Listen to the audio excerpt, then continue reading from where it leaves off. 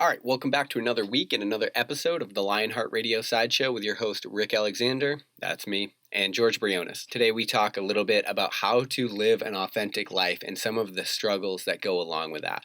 I think this is actually one of my favorite episodes we did because we really get really real about what it takes to live an authentic life and the struggles that come along with that and how to kind of wade through all of the bullshit that's going to come your way in the process.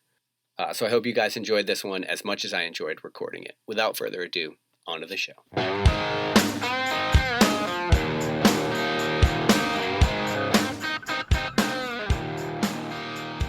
Oh, we're live. We're live. We are live. So we were saying right before the show, or I was kind of posing this idea that, in my opinion, as I look around, I look at everybody's sort of lifestyle, but also like what they're posting on social media and what they think and what they're trying to do with their hobbies. Like, it seems to me that right now this 9-to-5 lifestyle is broken. Like, the idea of it is broken for people. Like, it's not resonating anymore with society as a whole, in my opinion. Like, it seems like everywhere I look, people are, and that's probably, I get this because I have the podcast and stuff, so I do a lot of stuff that I'm passionate about, and I talk to people that are also passionate about what they do.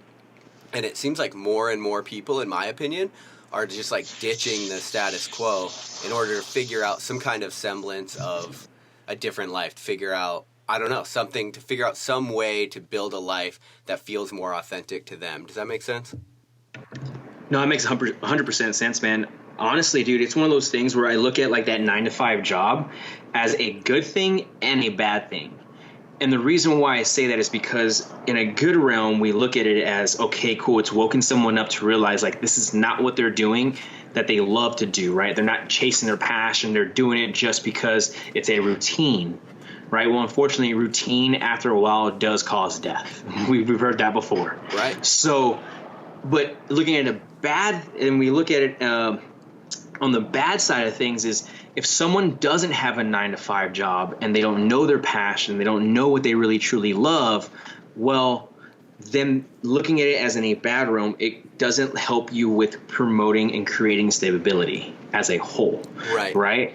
So one way it's like, okay, cool. If you're not in that realm of a 9-to-5 job where you've actually created a routine, you create stability and you create a security, and you've learned how to work in a realm of people, because a lot of people miss people skills, especially the new age kids that are coming up now due to social media and all other good stuff. Communication and human interaction skills have gone from maybe 90% down to 40% if we were to look at it on a sheet or a graph, right? So I think that someone getting into a 9-to-5 job at first to create this stability can be a really good thing. And once they've kind of utilized that and use that as leverage to find what they really love and care for, it can now be a good thing because they can transition from that and chase what they truly care and love about, because they've created a bedrock / foundation of what they stand on and what they want to do with their interactions of people skills.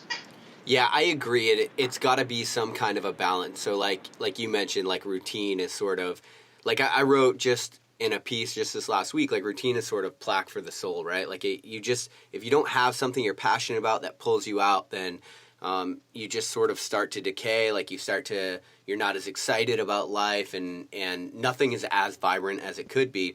But I think what's really interesting that you mentioned is like, but in a lot of cases, the 9-to-5 is required because there's a certain nobility in just handling your shit, right? Like there's a certain nobility in taking a job that you don't like in order to figure it out and make ends meet. But I think that it's got to be a means to an end at some point, or it will start to get the best of you. Does that make sense? Yeah, no, it makes 100% sense. And that's the reason why I was able to look at that 9-to-5 as a whole, right? And for instance, we can use ourselves coming from the military. Yeah. The military set us up with what? Discipline, core values. We were able to create our own foundation. We were able to understand that, hey, you work for yourself. You got to take care of yourself so that you can take care of the guys to the left and right of you. Well, a lot of people that are coming into this realm, you know, when I say, let's go ahead and use like a 19-year-old kid. And a 19-year-old kid, for instance, comes out of high school and goes, I want to start my own business. He's lived with mom and dad. He's never worked a 9-to-5 job. He's never had any kind of like this discipline, no real like set stability for him to understand. He goes and tries and chases his passion. Again, have we seen kids do this? Yes. But the success rate ain't there because of the fact that these kids are missing something that are coming straight into that. And all of a sudden now they come at the age of 25 and they're completely lost, have no idea, and they have to fall into a 9-to-5 job that's going to go ahead and set them up now. So maybe they can do that for the next 5 years, and now they can go and chase their passion after that, compared to someone who comes out of school and actually jumps into maybe college and works a job and then finishes college, got some background and experience, again, because we need life experience. Yeah. If we don't have life experience or street cred or whatever you want to call it, guess what? You trying to come out into the world with no life experience, you're going to get fucking stepped on and squished and fucking thrown into the gutter. Yeah, that's a solid point. And, you know, the other thing that taking a job does, at least for a while, not only does it give you experience, it opens up your aperture, it shows you a little bit more of the world. Like in our position, it showed us a lot more of the world because of the military. Yeah. But like one of the things that happened to me is I was 18 years old. I'm smoking weed in college. I'm like surfing, skipping class whenever I feel like it. And I'm just sort of like looking around like I'm fucking going into debt for this. Like I don't even know what I'm here for. I had an undeclared major. I'm like, I honestly don't understand why I would pay for this. Like I can smoke weed with my friends without paying $40,000 a year. And so that's why I joined the military, because it gave me that structure. And that's what I really needed. Like I needed some kind of direction. Because one of the things that happens is as you start moving in a direction, then you start finding other things that resonate with you and things that don't. And I think that's like one of the things that people really screw up when they get stuck in life. They're like feeling a rut. It's like, dude, you don't have to have it figured out to get out of a rut. All you have to do is move forward. And as you start moving forward, which for you and I, that was taking a job, that was going into the military, then you find out, A, stuff that resonates with you, and B, stuff that you don't like, which can be just as important because you know to stay the fuck away from it. And so then you just start opening more doors and more doors. And so you kind of have to just move in any direction, I think, at first in order to figure out where the hell you want to be ultimately. Yeah, it's one of those things where I look and I love the fact that, you know, you brought it up as like, got to keep moving forward in the direction, because of the fact that with working in a 9-to-5 job when you first kind of come out of high school, or even in high school, you're working this 9-to-5 job and everything else like that, with the experience that you're creating, you are now creating a more versatile human being, right? For instance, you know, you have to learn how to talk on the phone. You have to learn how to give presentations. You have to learn how to write properly. You have to do a lot of things that you don't experience while in college or while in school, right? You have to know how to talk and communicate with certain people in different positions for your point to get across so that you actually can keep moving forward. And I think that's where we end up seeing people where they do get stuck because they think of this everyone's against me type mentality, or I'm in a low, I don't know how to get out of it because of the fact that, again, no one's here to help me, right? When realistically, no one's going to fucking help you get anywhere but yourself. You can go and pick myself up as a coach, or you as a coach, or go or do whatever else, but at the end of the day, it's all going to be about what you want, right? You know subconsciously what you really truly want, and what's in the forefront currently is just a blinder because you haven't sat down and slowed down and realized, like, okay, cool, like I'm in this 9-to-5 job. What is it doing for me here and there? Cool. Well, I have a house, I have a roof over my head, I have a car, I have my kids, I got all that stuff, right? That's great. But I can't get my point across because I don't have the right human interaction skills that I need. And I'll be honest, dude, I went through that for a while. When I came out of the military, dude, I had no idea how to write an email, how to talk to anybody on a professional realm, or even to slow down like I have now talking on a podcast. Had no idea how to do it because of the fact that all I had to do was jargon, right? We call it jargon in the military. Right. That's all it was, dude. And unfortunately, it set me up not to be successful. And I had to do what? I had to put myself into positions that were uncomfortable of learning how to do it. I had to open my mind up and being like, look, the universe is not against me. If I want to get from point A to point B and then B to C, C to D, and through this life of the alphabet of life, I need to make sure that I am in control of it and I'm taking care of myself at the end of the day because no one else is going to. I think that's a super good point. Like, the ultimate responsibility is always going to be on you as a person. Like, whether you do anything in this life or not, whether you succeed, whether you fail, like, there's going to be so many outside factors. You're going to get the wind knocked out of you. You're going to get stuck in a rut. You're going to fall down. But, like, at the end of the day, like, it's really going to come down to, can you pull your shit together and keep moving in the direction that you want? And even if you don't know what that want is, sometimes you just have to move. Like, dude, in 2009, my best friend died in Iraq. And when that happened, that was the very first probably death that I had super close to me. And so anybody that's experienced a death, like, it rocks your entire worldview. You start questioning everything you've ever thought about everything that you've ever learned, right? And so basically, like, religion, what your friends mean to you, what you do with your day, like, whether you're wasting your life, or you go through these cycles where you question everything. And so I went in this period, what I realized, just like a lot of people that go through hard times, if I was drunk, then I didn't have to feel it. And then the next day, when I start to feel it again, all I had to do was get re-drunk. And if the party never stopped, then I never had to deal with this kind of, like, shitty feelings and, you know, all the stuff that comes with it. And next thing I know, I'm 5 months down the road, and I've been drunk every day. I've accomplished nothing, and I've had a ton of fun with my friends, I guess. But, like, I was just in such a rut, and I came to the conclusion that, like, I don't have to know what to do next, but I just have to start moving in some direction. And so for me, like, that's how I became a medic. I was like, okay, I've always been interested in health. I don't know if this is something I really like or not, but let me see if I can, you know, luckily I didn't completely wreck my reputation by being hammered all the time. I had a decent reputation going into that bad time, so I pulled some strings. Some people got me into a medic course. It was actually really difficult, and it was like, dude, it ended up saving me. Not because medicine saved me. I don't even really practice medicine that much anymore. What saved me was this idea that I could just move forward to get out of a rut. And as I did so, I would start resonating with more things. And, you know, momentum builds. It's a snowball effect. You roll a snowball down a hill, that thing's going to be bigger by the time it gets to the bottom. And it doesn't matter what direction you fucking roll it. And that's what basically ultimately happened to me. I just realized you don't have to have it figured out, man. You just got to keep moving forward. And that responsibility to actually take a step in the next direction, it kind of has to be on you because nobody can do it for you. Yeah, bro. I mean, I don't have nothing more to say to that because of the fact that it's true. Like, everything that I do in life is just moving forward. Like, it might not make sense. Yeah. And I've learned that a lot of things, 90% of the things that we do in life are not going to make sense as long as we're moving forward. And I think I'm okay with that because if I start seeing that everything in my life is making sense, I'm probably not moving forward. I've probably settled down for a little too long. And now I'm just like, what the hell? And that's where we start seeing people get into these lows. We start seeing these people kind of start feeling sorry for themselves, you know. And it's one thing to I'm listening to a podcast, and I forgot her name. I have to look at my phone. I'll get on the phone. We'll talk about while you're talking next. And she was talking a lot about how, you know, we're starting to understand the gut has its own, like, environment, right? We're starting to learn that the gut is a driver to a lot of things. Second brain is what a lot of people say. Exactly, right? It's a second brain. So this is the next step I was going to, is the fact that we have these two brains in our body, right? We want to think about that, and the way you utilize that idea is, okay, cool. If my brain in my head starts becoming off balance, guess what starts with happening here in my gut? It starts having an imbalance also.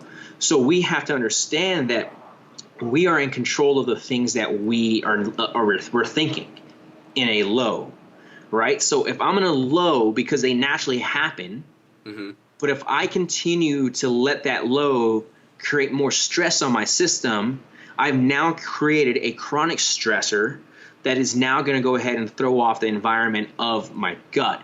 And now we're going to see the snowball effect like you talked about, because, again, positivity is a snowball effect, but also negativity it also is a snowball effect. So we have to understand that, okay, cool, how do we stop this stressor? How do we stop this realm of we're in, right? When I'm in a low, well, we got to figure out where we need to go next. Because it takes our mind off of that current stressor that is causing this spike in our homeostasis of our brain. Now, if I can go ahead and take my mind off of that stressor and go elsewhere and look for something else, guess what happens now? I'm starting to create growth, and I'm starting to move forward again.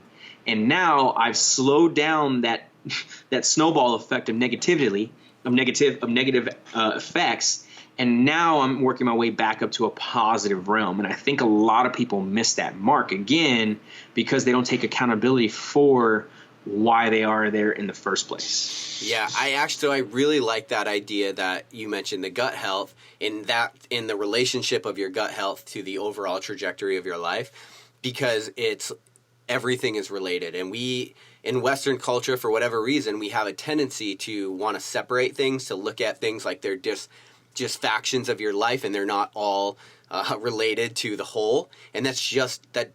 In my opinion, so far in 31 years on this earth, I've figured out that that's actually not the case. Like, you can't, in the military especially, you're taught, like, separate home life. Like, you can see people going through divorces, and you see people going through all kinds of shit, and they just leave it at the door, and they come and they be professional. And a lot of that is because in the military, it's a matter of life and death. But that shit, over a long period of time, fucks people up.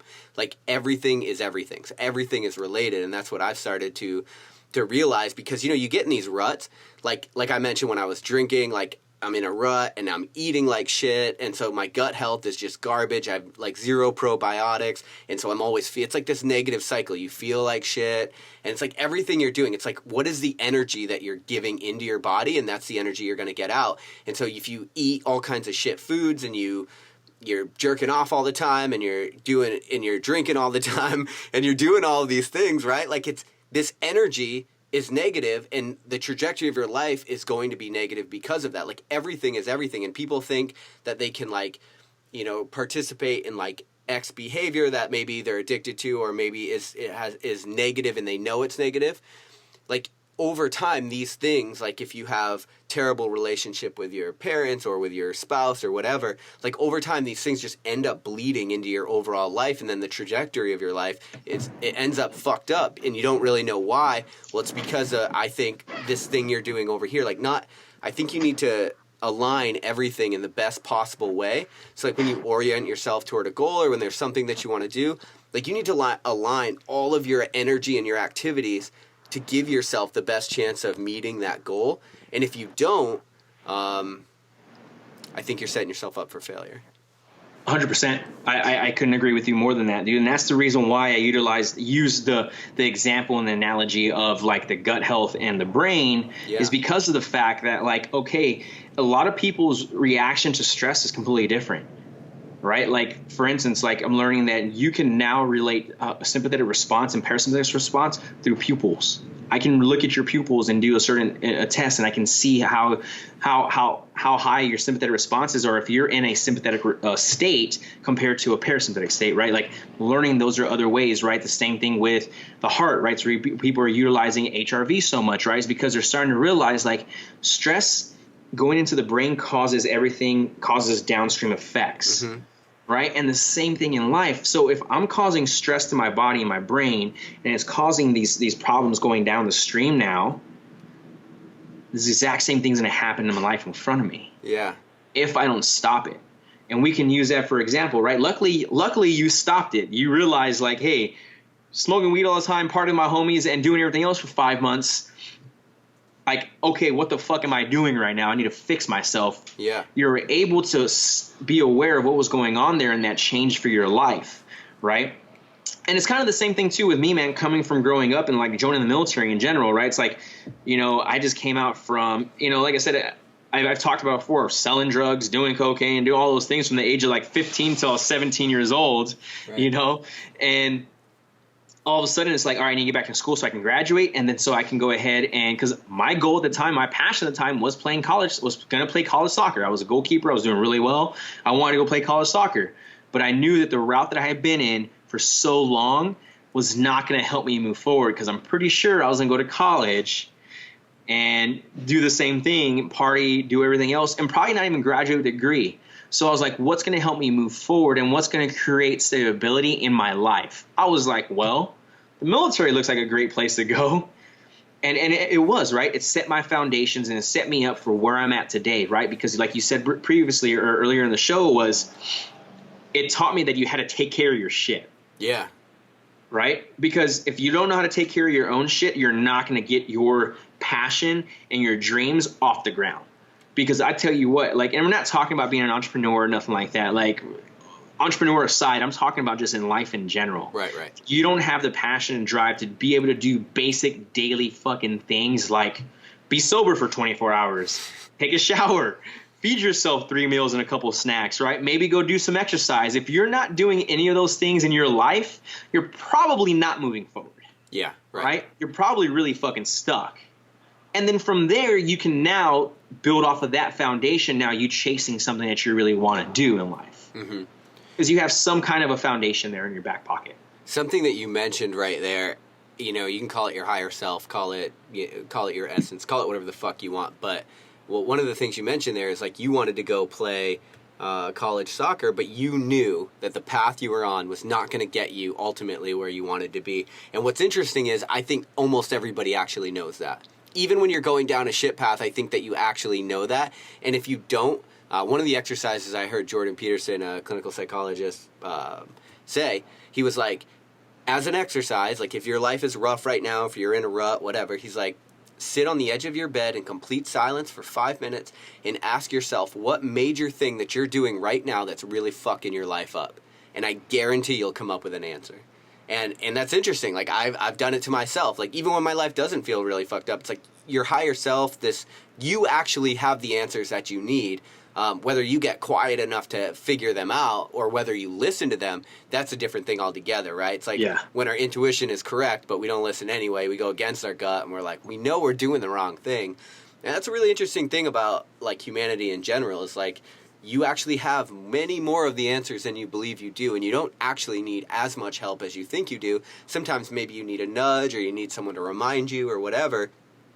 But if you're in a rut, if your lifestyle, like which is what we're kind of talking about from the beginning, isn't going in the exact direction you want it to go in, there's probably some part of you that knows that, and you should probably start listening to that part of you.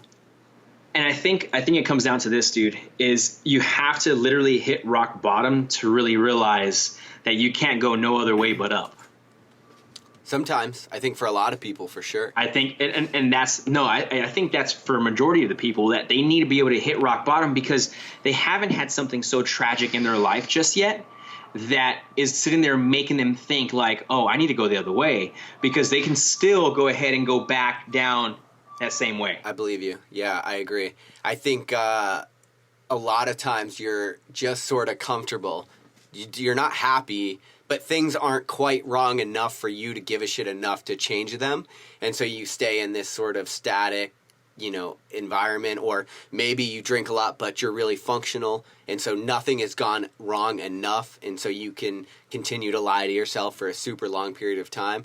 But like you can only, in my opinion, twist the fabric of reality for so long before that bitch is going to snap back on you and you'll hit that rock bottom moment, right? Like you can lie to yourself. You can do all these things that are not authentic to you for a certain amount of time, but there will come a time where the bottom just sort of drops out and you end up in this place like, oh fuck. And you know when you're at rock bottom. And that's the thing though here, right? Is the fact that rock bottom doesn't have to be something super tragic. It doesn't. No, it's going to vary. It's going to vary for everybody, right? Especially because I think for the fact of what they think of what is rock bottom to them and what is super tragic to them is going to vary. For sure.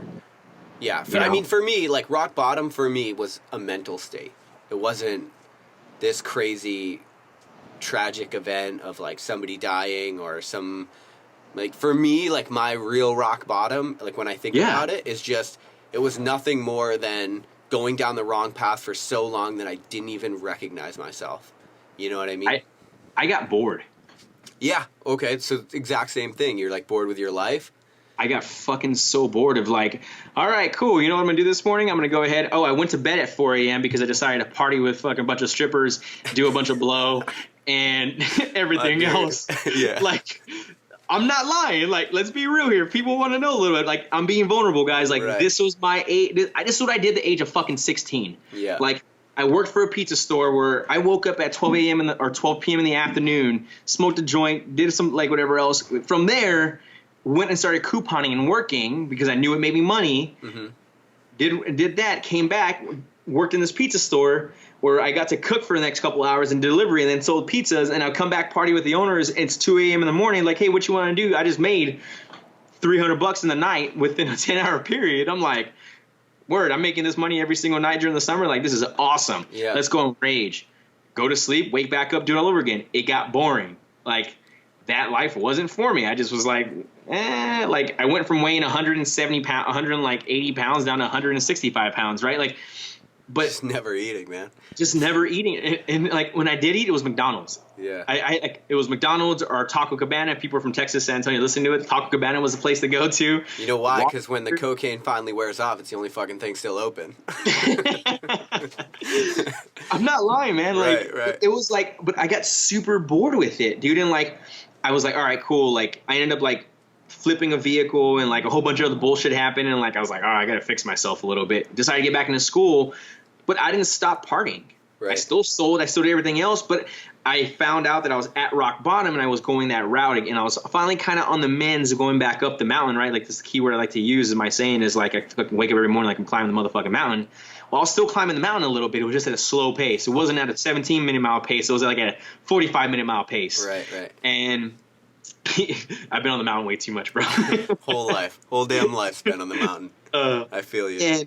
And like, so what ended up happening with that, dude, is like, you know, as I got back into school and I started played soccer again, and I started going to colleges and trying out, I started noticing everyone, I was still in my senior year, everyone was still partying. I was still selling to people that I knew at school and like doing all that shit. Like, and I was like, man, if I just go to college and play college ball, like I'm still probably going to do this, but on a bigger level now because I'm in a college. Like, or I can go ahead and go to the military and fucking fix myself, and hopefully it sets me up for success on the back end, which it did, right? Yeah. Because realistically, I was working a job, but that job provided no stability and provided no experience, but like learning how to live on the streets and party like that, right? Like, and hustle.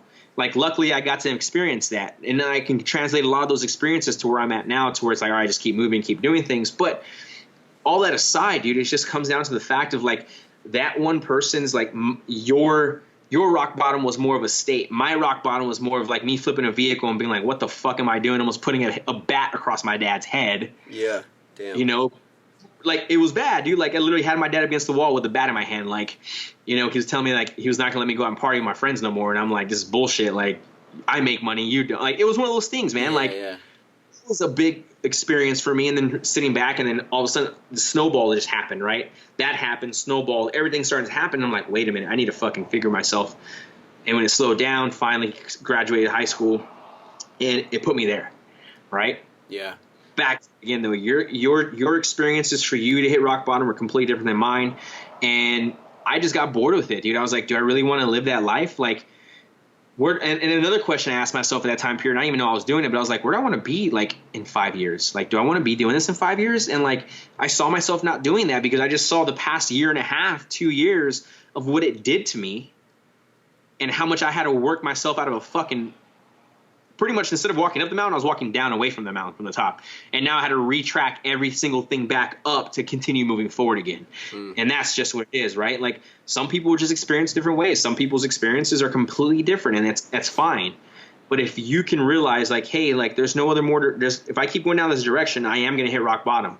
And you're right? Like, our lizard brain, our intuition, and everything else like that knows it's wrong. But we want to override it because we only see what's in front of us. Yeah. I think, in my experience, like, people take one of two trails or roads in order to get to a super inauthentic life. They either, A, do everything that they think that they should do, that they're told will breed success, even though that doesn't resonate with them. Like, i.e., you know, go to college for 4 years, get a good, stable job with good benefits, marry a girl, have kids, whatever. Like, if that, they'll either take that road where it's not authentic, but they're doing it, or they rebel against that road, but then they just take this road of like impulse and pleasure, right? Which is drugs, which is drinking, which is just as worse. Which in both of those, and you end up 30, well, hopefully not 30, but 18, 20, maybe 30 years old, realizing you've made all these decisions and you have no fucking clue who you are or what your life is about or what the hell the point of it even is. And so it's a super hard thing to start peeling all of those layers back in order to figure out who it is that you even actually want to be with the rest of your time here.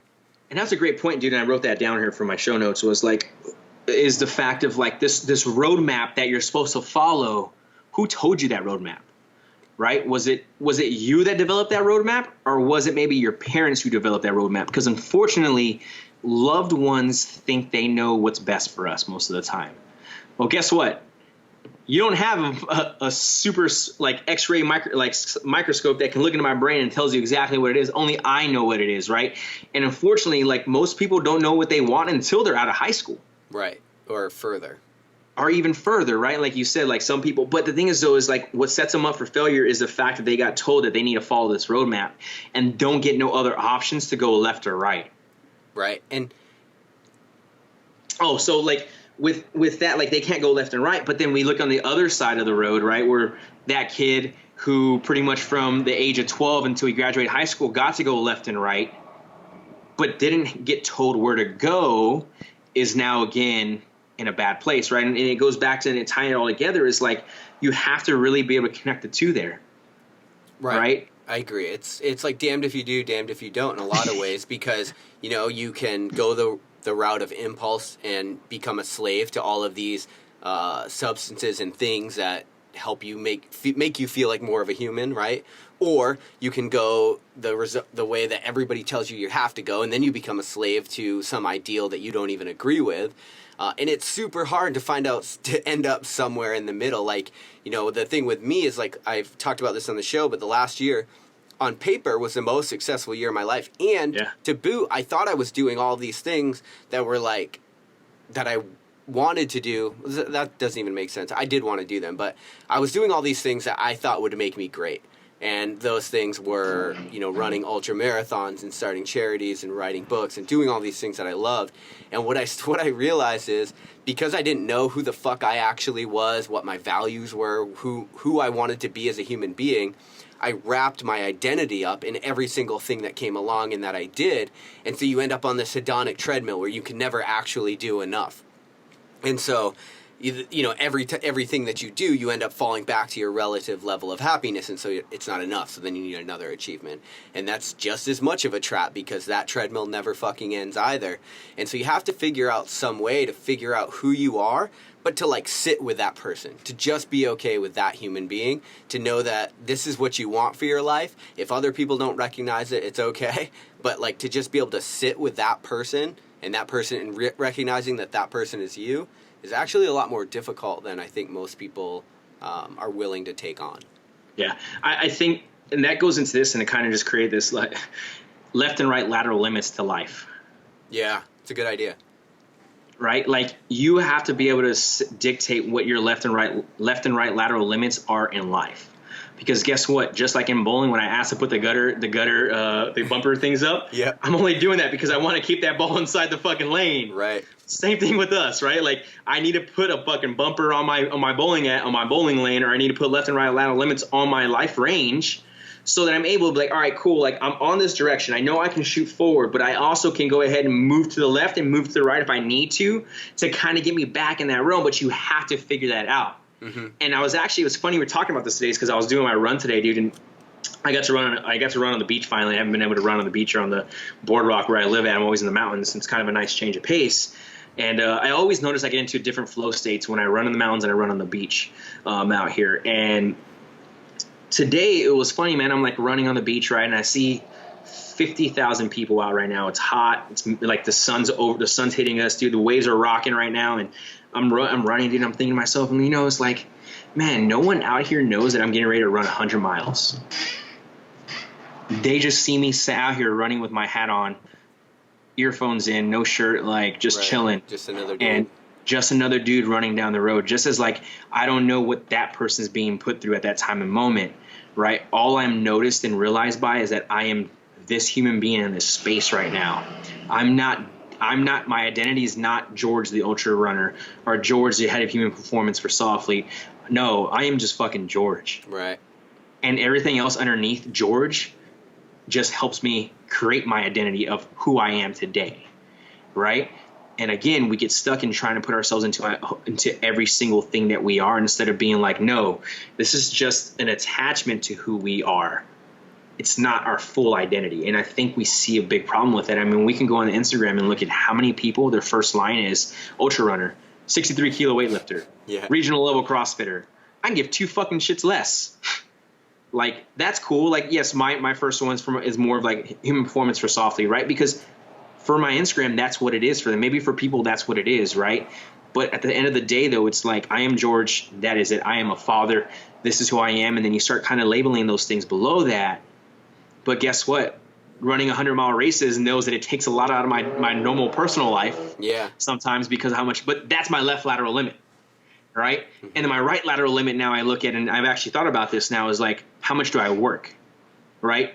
Am I working way too much to where I cannot still touch my left lateral limit within arm's reach or within shooting range, and then my middle portion of who I really am? Because if I'm way outside my right lateral limit, guess what happens to everything else behind me now? It all becomes unbalanced, like we talked about. So I have been able to figure out my left and right lateral limits, and I think everyone else needs to be able to sit there and do that, right? And like really sit there and just draw out and be like, all right, cool. Left lateral limit, right lateral limit, and then put everything in there who makes you who you are. And the further away from the left and right lateral limits they are, then look, start getting them out or figure out how you can get them in. And it's okay to switch things in and out. Right. But there's no need for you to go outside of them. I think that's why a lot of people get out of the military and they have a lot of problems. Like, you know, people have a certain rank in the military, so you command a certain respect when you wear your uniform and wherever you go. And then when you go into the civilian world, you're not lieutenant colonel or lieutenant whoever or chief whoever. Like, you're just not anymore. Like, people don't give a shit. Like, I remember when I was 19 enlisting in the military, and my recruiter was like, oh, you need to talk to this 04 whatever, and I didn't even know what an 04 was. I'm like, bitch, I'm not talking to him. You know what I mean? Like, I didn't care at all. And it's like, but sometimes, like, we do something in life and we wrap our whole identity up in it, and then, you know, like you mentioned, like, people see you on the boardwalk. You're just this guy running to them with a shirt off. You're not this great human who's about to run 100 miles that programs for all these other, changes all these lives. Like, you have to, like, dad or anything. Yeah, right. And so I think you have to, like, figure out, like, who are you without all of these things? Like, what is your essence? Who are you in the world? And you have to be able to be okay with that person outside of all those other things. Because when all those other things get taken away or they go wrong or you have a bump in the road, or even when you have a major success, if you're wrapped up in them, your life's going to be like a fucking roller coaster because you're going to be up and down all the time. Whereas if you can just figure out who you are and be okay with that and accept other people for just being another human, like, that's another thing we have trouble with because we're judgmental and we've come from a certain, you know, we've been bred a certain way. We come from a certain credo. And so when we see people that are, like, to me, like, you see a homeless guy, right? Like, he could have done so much in his life. Oh, yeah. And it's weird because when you start thinking about it, it's like you have to just be okay with you being a soul that's trying to figure it out in the world. And you have to figure out how to, like, strip away all of this other exterior stuff in order to be completely okay with who you are and who other people are. Yeah, and that's actually a good point you brought up, the whole homeless thing, dude, because it's funny now. Whenever I see a homeless person 3 times in one day or 3 times in a week, I actually will stop and give them money just because I believe, like, the universe put me there for a reason to run into them 3 times. But I've also sat and talked to a homeless person. And, like, it's fucking super cool to sit down and hear some of these people talk and, like, learn about their life. And again, and I can't sit there and do this because I'm guarantee some people do it.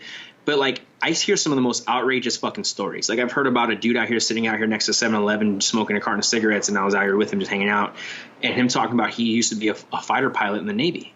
Oh, damn. And he got out, and he just got really sick. The VA couldn't help him, and he lost his wife and he lost his kids and everything because he got really, like, just kind of out there and kind of just got put off on his own. Hasn't seen his kids in 10, 15 years, or his wife. I'm pretty sure they don't even know he's alive now, you know?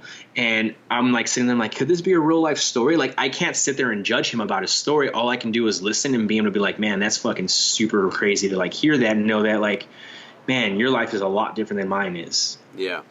Right. And put yourself in that realm. And it's just so crazy that we talk about this because you can learn a lot about a human being. Go and talk to a homeless person. Yeah, I'd imagine. I've actually thought about doing, like, a podcast of recording homeless people.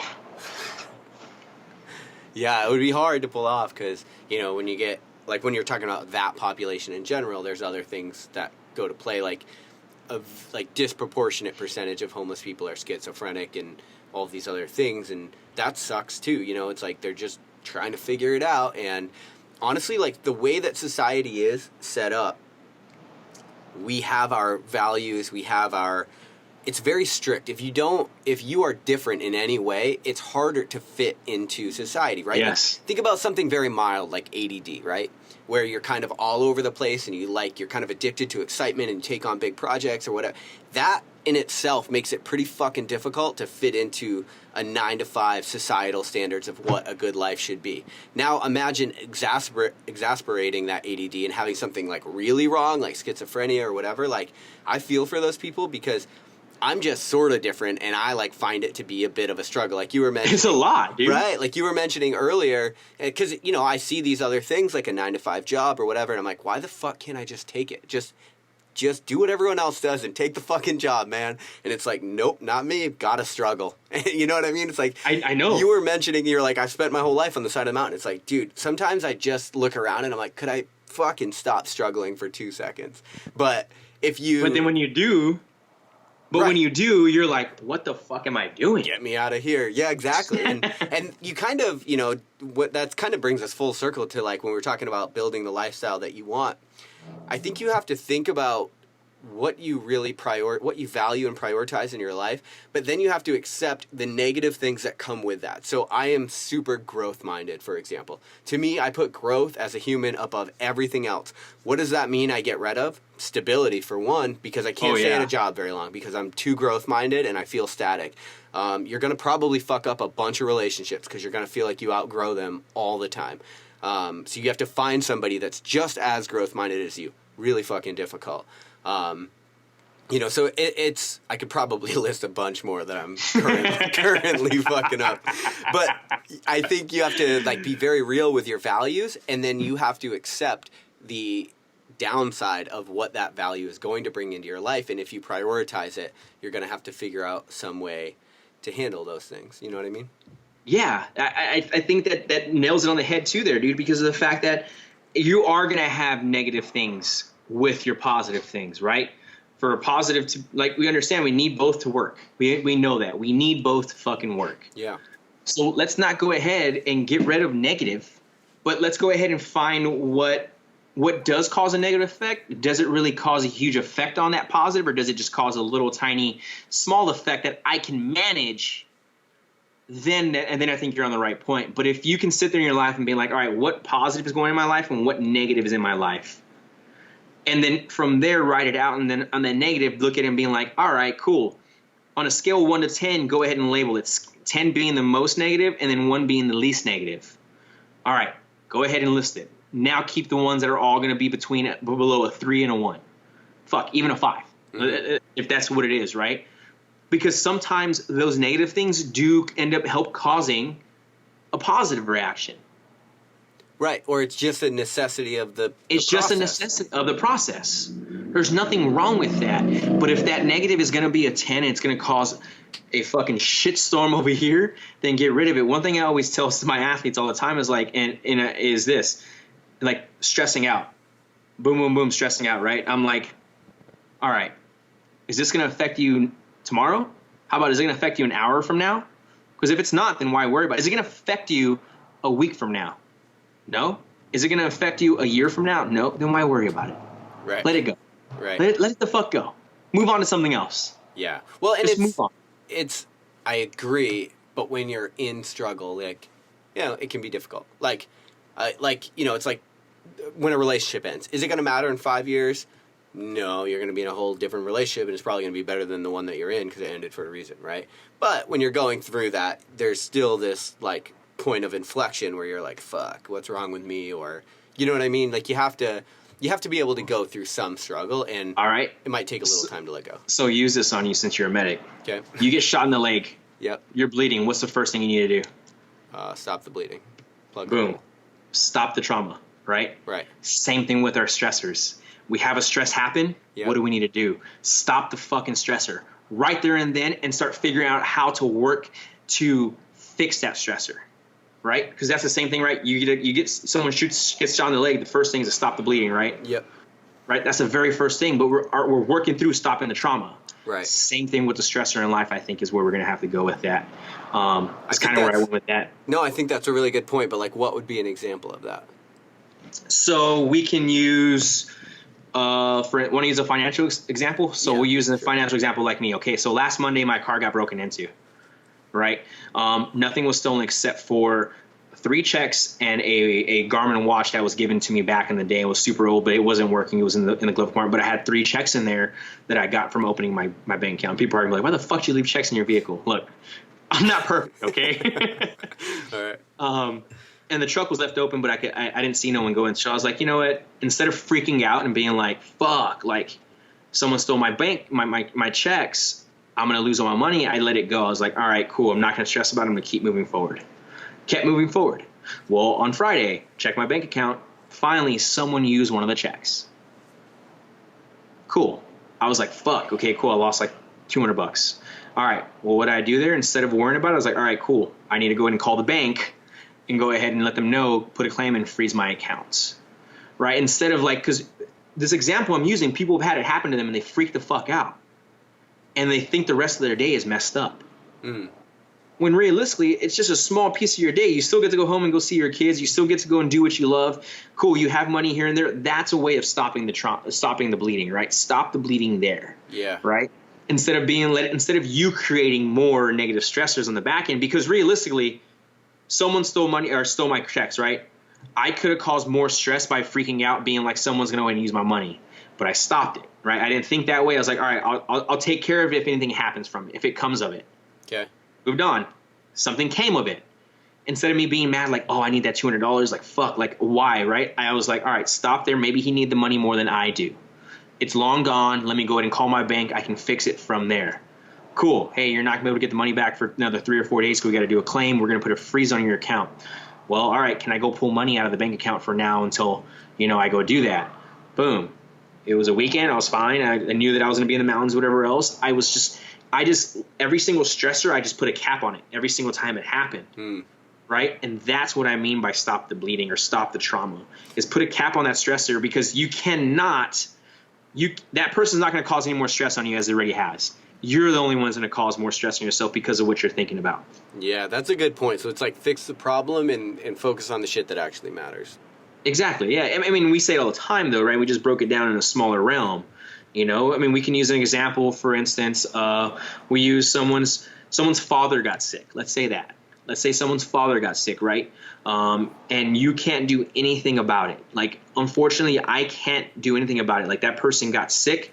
I as a doctor, I can't do anything because I'm not a doctor or whatever else. But as a son, right? As a son, I can create strength, and I can create positive effects for him now, so that it helps manage the stress of what sickness that he just is being put through, right? I am now controlling the outcomes of whatever effects from that stress is happening.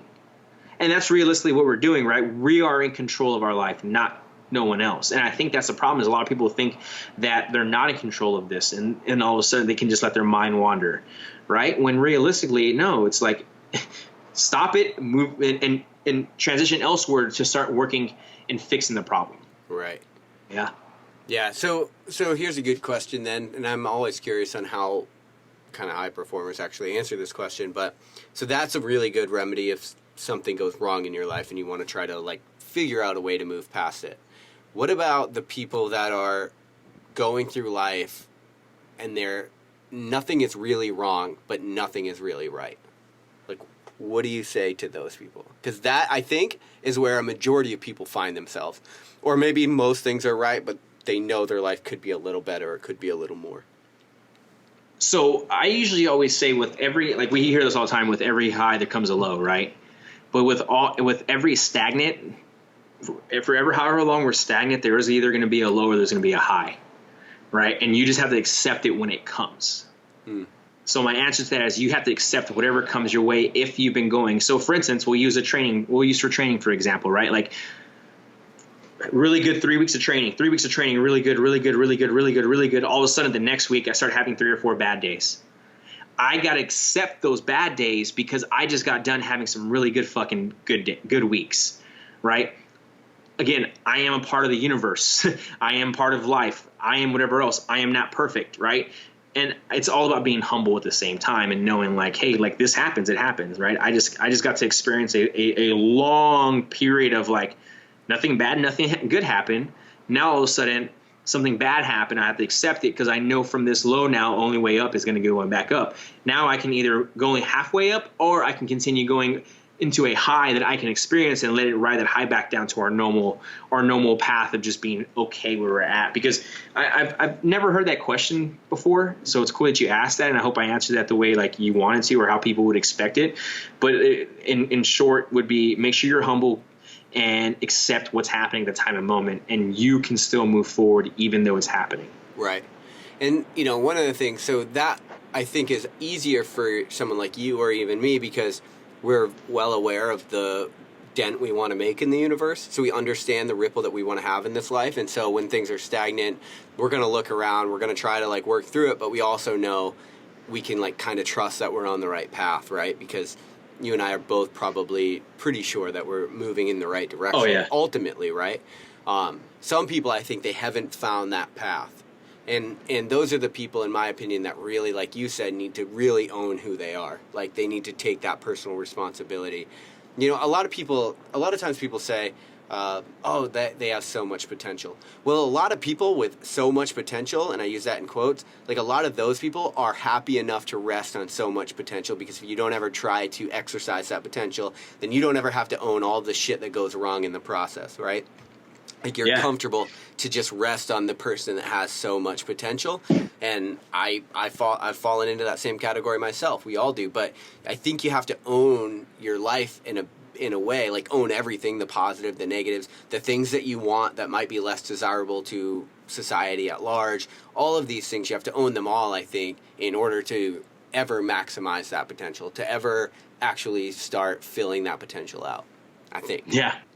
No, I think you're on the right direction with that, dude. I think that's actually, and again, like that's your idea of it, right? And like that's what you look at it, and I agree to it because of the fact that again we understand each other coming from that realm. But for someone who is completely lost is going to be like, well, they fucking don't know what they're talking about, and like maybe we don't, right? Like maybe we don't know what we're talking about.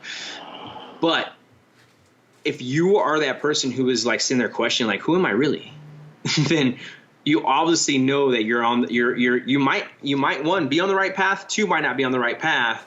But if you can sit there and realize, be like, all right, cool, like I might have no idea where I'm going, but again, as you said before, as long as I keep moving forward, I'm going to be okay. Mm-hmm. But if you're sitting there thinking like, what am I doing, and you're not going anywhere, then yes, then you need to start figuring out how to get moving forward, and you better figure out how to do it fast because you're just going to end up being very, very, very sad as time goes. And we see it, right? We see a lot of people get in that realm and like where they're completely stuck. Yeah. Right? They're completely stuck and all of a sudden they're just super sad the whole time. And you're like, man, this is not working for you. Like you know something's wrong, but you're not willing to make it change. Why? Right? Do you like being sad? Do you like knowing do you like being in this position? No. So why don't you do something about it? Yeah. Just do something about it. Yeah, and sometimes people get comfortable being the sad guy. Like, that's also a thing that happens, And so it's people, we resist change like a motherfucker in this life. And I don't really know why, because nothing in life stays the same. Everything changes all the time. And for whatever reason, we tend to have this visceral resistance to want to change. So even sometimes when you're the sad, depressed guy, like, even the thought of changing that becomes too much. And so you stick to that. But one thing I'll say about, somebody listening to this, talking to me, I'll say one thing I know is that I don't know. Like, the more I learn in life, the more I realize I have no fucking idea. But I'm just figuring it out like everybody else, and I've definitely been at that low place. Like, for sure, rock bottom. And that's one of the reasons I think you and I are positioned to, uniquely positioned to talk on it, because we've both gone through this human experience of trying to figure out what the hell it all means, why we're here, and why everything is going wrong. We've both figured out how to kind of own that in the process, and then start putting the pieces together. And that's, in my opinion, the greatest challenge that any of us on this life will ever face, right? Yeah. That's to take the things that you have. We're not all going to start at the same point. We never will, no matter how much you want to regulate like equality. We're not starting at the same point. We have different intellects. We have different values. We have different amounts of money. The goal isn't for me to be better than you, right? Because we're not starting at the same place. The goal, I think, in life is to take all of the things that you've been given up until that point and to do something, to do the most good with those things, to do something great with it. Like, that is the challenge. The challenge isn't to beat, it's not a zero-sum game in this world. I don't need to beat you. For me to win, there doesn't need to be a loser. The idea is just literally to take everything you've been given and do the best you can with it. 100%, dude. I actually just came up with this quote right now. I'm not done writing it, though. Yeah, what do you got? Shoot. You know me, bro. You know how I like to do my little tiny... Oh, we'll keep that. Life is a puzzle. We are just working to put the pieces in the right place to create the picture of that puzzle of life. Yes, somebody get that tattooed on their ass. And I'm going to write it out better because I don't like that back end, but I'll rewrite it. But that...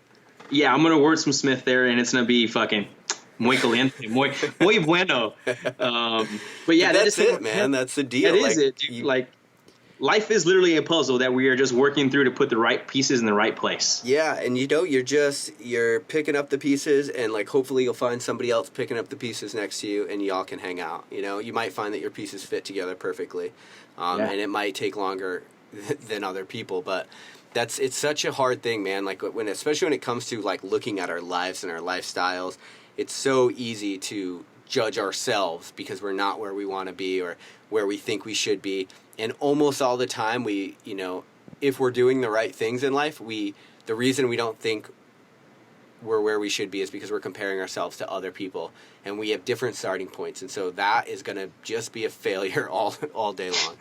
Or we're just trying to take our puzzle piece and put it inside someone else's puzzle. How far could we take that fucking... Oh my god, that was awesome. Drive that into the ground. You see what happened, bro? It happened there. I just literally got into it. I was like, oh, okay, yeah, it just happened. Oh, man. I mean, I think that's the deal. So I think if you're listening to this and you're not sure what to do next or not sure where to go next, like, I think the idea is forward. I think the answer is forward. I don't think you need to know what forward is, and I don't think you will know. And even if you do know, you might get there and realize it's not the right forward. And then you take another step forward, and you just continue to progress. Nothing stays the same. Everything changes in life. Like, just accept it and try to move in a direction that resonates with you authentically. Boom. Thanks for listening to LionHeart Radio. I hope that the information from today's show will make you fitter, happier, and healthier. For the show notes of this episode and every episode, head to www.lionheartrad.io. Yep, just like LionHeart Radio. And please, if you have the time, head over to iTunes and give us a 5-star rating. It really helps us to know that we're on the right track in delivering you reliable information and value. As always, feedback is welcomed. If you have any comments on the show or would like to suggest a guest, send me an email at rick@luavive.com. That's LUAVIVE.com. Thanks for your support, and we will see you next time. Bitch, I feel good. Don't I look stupendous? My shine is so endless, and shit you can do to end this. Even when I'm dead, niggas still gon' bump that chip shit. Coke, white, Escalade on cinches for you dipshit. So you won't forget this. Midwest nigga be the coldest.